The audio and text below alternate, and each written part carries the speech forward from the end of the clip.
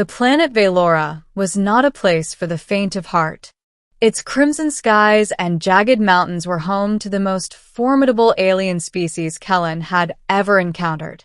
As an envoy from Earth, he had come to negotiate resources for the struggling human colonies, but he had underestimated the political complexities of an alien empire.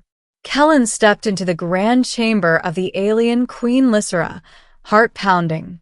Her court was immense, adorned with luminous crystals and alien glyphs that pulsed faintly in the dim light. Her guards, clad in dark metallic armor, formed a semicircle around him, their weapons trained on his chest. "You trespass in my halls," a deep, melodic voice echoed through the chamber. The queen herself descended from her throne, regal and terrifying, her eyes glowing faintly violet. "I come in peace," Kellan said, raising his hands in the universal gesture of surrender. "I am Kellan from Earth. I only seek dialogue." The guards did not lower their weapons. In fact, two stepped closer, their stance unyielding. Kellan realized quickly that even one false move could trigger a lethal response. The tension. "Why should I trust a human?" Veylora's voice was calm, but deadly. Her gaze never wavered from Kellan. Before he could respond, the unexpected happened. Two small figures appeared behind him, her daughters, twin princesses, their presence commanding despite their youth. They moved silently, their eyes studying him intensely. The queen's violet gaze shifted from Kellan to her daughters. "Do you see them, Kellan?" she asked softly. "They are my children. They watch, they learn, and they judge." Kellan swallowed hard. I mean no harm, Your Majesty," he said, trying to keep his voice steady. The tension in the chamber was palpable. The guards tightened their grip on their energy blades, ready to strike, yet something in the queen's eyes shifted. She studied the twins for a moment, then looked back at Kellan. The unexpected intervention. The twins stepped forward, their movements synchronized. One of them spoke in a soft but commanding tone. "Mother, he does not threaten us. I sense truth in him." Veylora's eyes narrowed slightly, but the energy in the chamber shifted. The guards hesitated, uncertainty flickering in their stance. Kellan could feel the weight of 1,000 unspoken rules pressing down on him, yet the twins' confidence created a strange sense of protection. "He speaks honestly," said the other twin. "He is different from the humans who came before." For the first time, Kellan dared to meet the queen's gaze. "I only wish to build trust," he said, choosing his words carefully. "To find a way our species can coexist peacefully." The twins exchanged glances, and then the queen spoke, her voice like velvet wrapped around steel. "Very well, human. You will have a chance to prove yourself. But know this, one misstep, and my guards will not hesitate." The tension lifted slightly, but Kellan could still feel the silent scrutiny of dozens of alien eyes. Trials and bonding. Over the next several days, Kellan was subjected to tests designed by the queen and observed by her daughters. They tested his courage, intelligence, and integrity, from solving complex alien technology puzzles to navigating simulated combat scenarios. Each trial was more challenging than the last.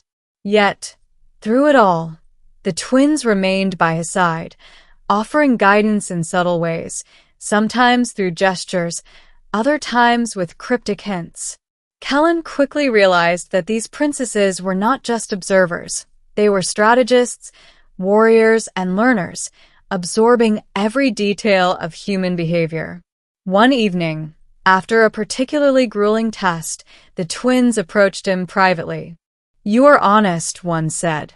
"You do not hide your fear, yet you do not let it control you. That is rare among humans."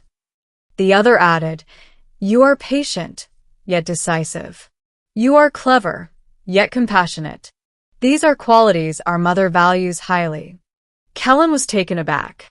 "I thank you," he said, feeling a mix of relief and awe. "I've never been judged like this before." "You'll be judged," one twin replied softly. "But perhaps you will also be remembered." The moment of truth. The queen called for final audience in the main chamber. Kellan entered cautiously, knowing that this moment could determine his fate and the future of human-Veyloran relations. The twins were there, standing behind their mother, their presence steady and commanding. Lysera's voice resonated through the chamber. "You have completed the trials, human. You have shown courage, wisdom, and honesty. But more importantly," she paused, her gaze flickering to her daughters, "you have been accepted by my children, and their judgment carries great weight." Kellan's heart pounded. "I am honored, Your Majesty," he said. "I only wish to serve as a bridge between our peoples." The queen regarded him for several long moments, then finally nodded. "Then you shall have your chance. But know this, the bond you have formed with my daughters is unusual. Few outsiders earn such trust." Kellan's shoulders relaxed slightly. He had survived the trials, and in doing so, he had gained the respect of one of the most powerful alien rulers in the galaxy, and her daughters, whose judgment carried immense weight. Ending. Weeks later, Kellan worked alongside the twins to establish a secure trade route between Earth and Veylora. The queen occasionally observed, her presence as imposing as ever, but the twins became his allies, confidants, and guides.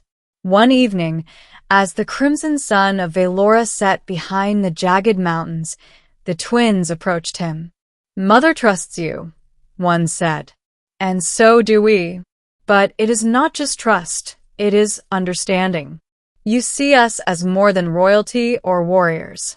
You see us as individuals." The other twins smiled faintly.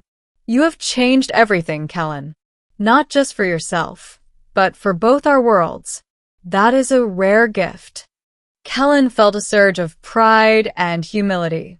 The bond formed in the queen's chamber had grown into something far deeper, an alliance built on respect, courage, and understanding.